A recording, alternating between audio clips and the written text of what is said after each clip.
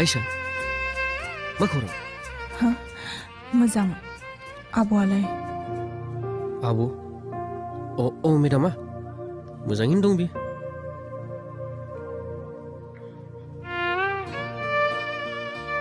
नाथाय नोंनि बे खाफालाव औ आं हाबा जाबाय। नोंबोथ' हाबा जाबाय जानांगौ। आं औ जाबाय। गथ'फ्रानो देलायनानै स्कुलाव थांलायबावबायसो। दे बिदिब्ला। आयशा हा